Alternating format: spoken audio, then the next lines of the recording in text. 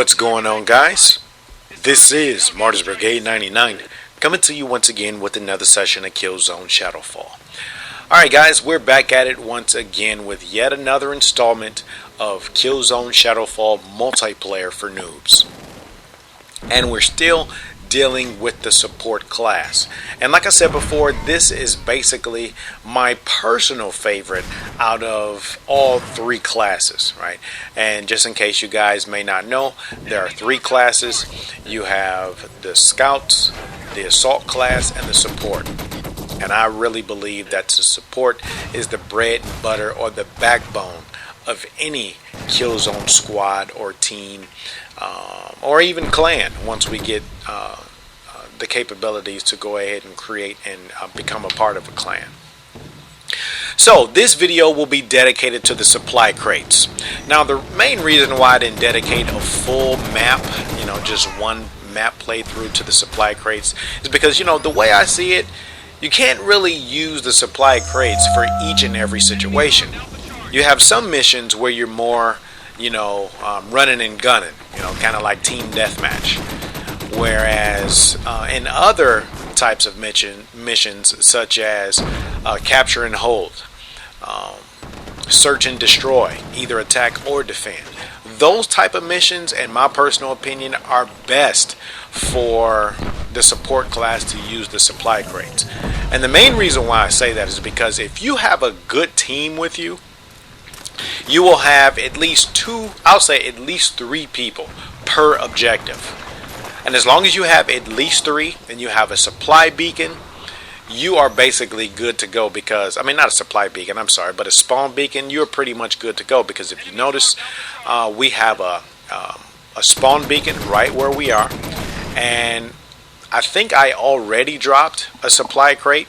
And there we go. Alright, I already dropped one. So not only can my teammates replenish their ammo, replenish their health, but we also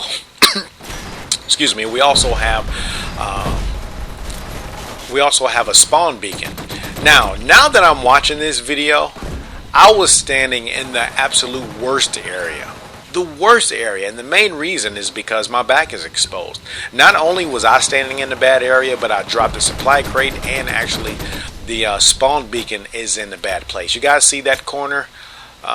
There's like a corner that you can't necessarily be seen as you're coming down, right over here to the right. I don't know if you guys noticed it, but against that right wall, that would probably be the more ideal place to lay either a spawn beacon or a supply crate, because for any opposition that may try to flank us and come approach us from the stairway, as you guys can see that one assault player doing, he basically have easy access to all of our backs. Whereas if I were to drop the supply crate, or if my partner were to drop the spawn beacon over in the other corner, your back is not readily exposed. Now, in an ideal situation, I would probably have a spawn beacon over here, and I would also have a land turret, but it would be facing the back staircase, so our back would be covered. Right, and that's just one of those things where I kind of paid attention to as I was watching the video. Now, if you guys keep in mind, I am the support class. I am not a part of the assault class. Now, I know you guys like to get kills, you guys like to get wins, but the way I see it, the more I am able to replenish, well, actually not replenish, but also revive my team, right? Replenish their ammo, replenish their health, and revive them as they fall. There are more boots on the ground, we're more likely to get kills, and we're more likely to have a successful mission, as you guys can see. Because, we got enough assault guys. So do I necessarily need to be head first trying to get kills as a support player? No, I don't. That's why I'm kind of standing in the background, and as you guys can see for yourself, as my teammates die, I'm instantly right there to revive them, right? And this is one way that I can always tell that I'm a part of a good team. Number one, there are at least two people per objective, right? Because in other words, I hate when I'm doing a capture and hold or a search and destroy and I'm the only guy there, or maybe me and one other guy, and either one of us are not support classes, and even if we are, we don't have the spawn beacons. right? So you basically have to start all the way over from home base in the event that you die. So I just played my role right there. We're getting ready to go ahead and run into a second scenario. And like I said before, if you're thinking about using the supply crates, I think they are only good for certain types of missions. Personally, when I play the support class, I use different abilities based upon the mission that we're doing. Case in point, this is, I think this is beacon retrieval, as you guys can see. So beacon retrieval, if you're part of a good team, like I said before, you will have guys at the opposing side's endpoint, because we don't want them to drop the beacon there. If they drop too many beacons and they're able to, get more touchdowns than we are, we will lose the mission. So like I said before, Killzone Shadowfall is a team-based game. It's not just run and gun, get as many kills as you can. Now, there are a lot of assault guys that may have come from Call of Duty, may have come from Battlefield, and mainly, and you can tell because they do not pursue objectives. All they do is run around in circles to try to get as many kills as they can. And if you're kind of like a kill counter, that is cool. But if you're focusing on the objectives, like Killzone multiplayer is designed, that's the way the game is oriented. You will invest all your energies toward the objectives. And that's why every single time I play the support class, or any class for that matter, I am playing for the benefit of the team. Because the more missions we get, the more we accomplish the goal, more likely we're going to win. So if you guys notice, what am I doing? Yes, I'm getting some shots off, but as my teammates are dying, I am reviving them. Right? That is my job, that's my primary job as a support class, because as I've said on a number of occasions, the more that I revive, the more we have boots on the ground. The more boots we have on the ground, more than likely we will be successful with regard to these objectives. So you guys will notice every now and then the I'll just say the touchdown point, it will go from red to green. Right? When that point is red, it means that the opposition has the beacon, and we are here as any good team member would do. And you guys notice I'm going to be dropping, and actually I went on ahead and did it. So, and the reason why I dropped it is because I sat there and I noticed, I said, you know what, I'm playing with a good team. And there are a few of us trying to defend this area and prevent our team, not our team, but prevent our opposition from dropping the beacon. So since we have that, let me just go ahead and drop this crate so they can replenish their ammo and replenish their health in the event that they start getting low. Now, the downside to it, a lot of times when you're in action, it's kind of hard for you to sit there and pay attention to when your teammates, drop a supply crate. But don't let that discourage you from helping out your team in the event that you see that you are at a position, like I said before, capture and hold, search and destroy, attack or defend. Any one of those missions where you're basically sitting there defending a point or maintaining a stronghold. Any of those type of missions, go ahead and bring out your supply crates to help out your team. And team deathmatch, some of these others might not necessarily be beneficial for the supply crate, but as you guys can see, missions such as these are the best.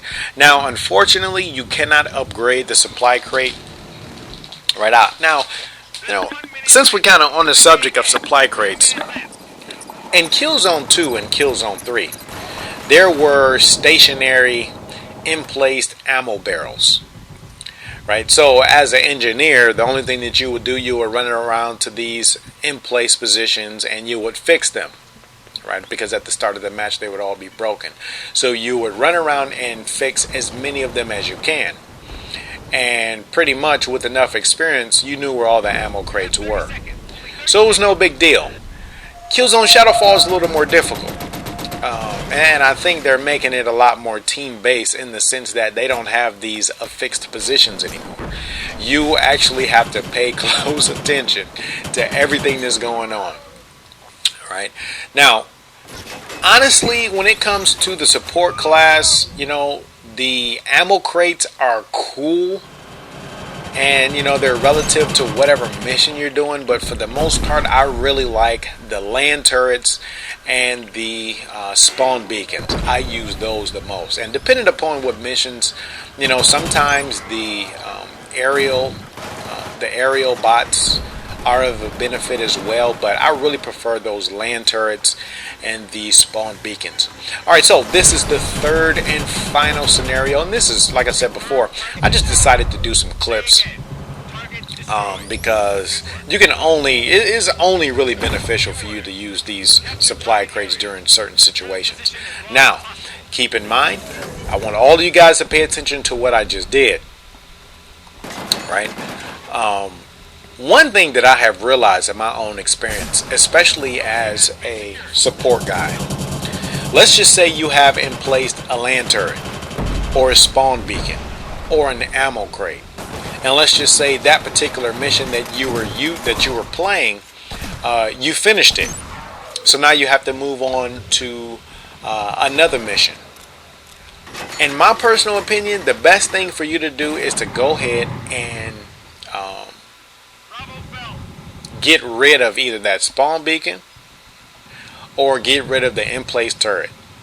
And the reason why I say that is because as soon as the mission is over, there's really no reason for you to leave that spawn beacon there.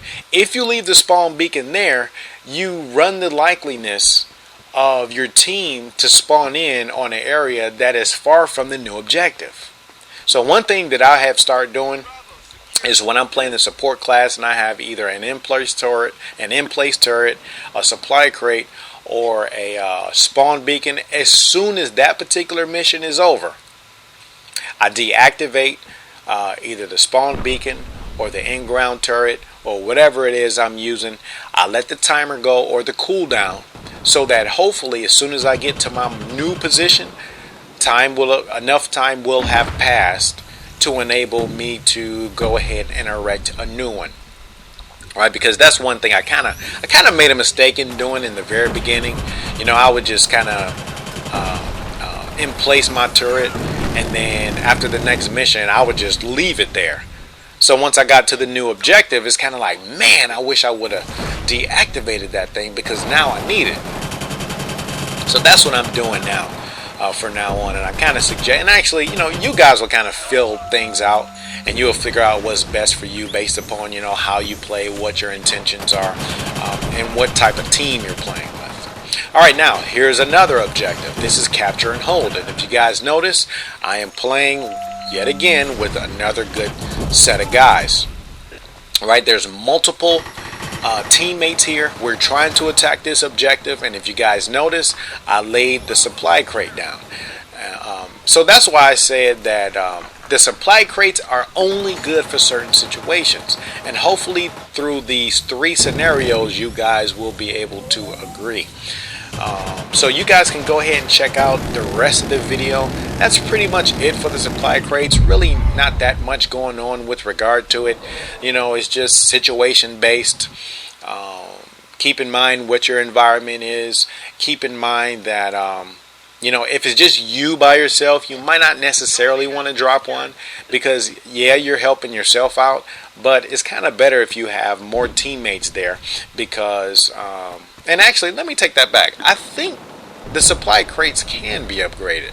I'm not really sure. I might have to go ahead and double check that. And actually, when I double check that information, I'll go ahead and get back with you guys. But I think it does upgrade. Right? As a matter of fact, it does. Let me take that back because I did check it. I think to maximize it, you need to have 250 teammates to use it. Right, and once you get 250 people using it, you will max its capabilities out. Alright guys, well that is it for this edition of Killzone Shadowfall for Noobs. Stand by for the next video, and until next time, Martyr's Brigade is out.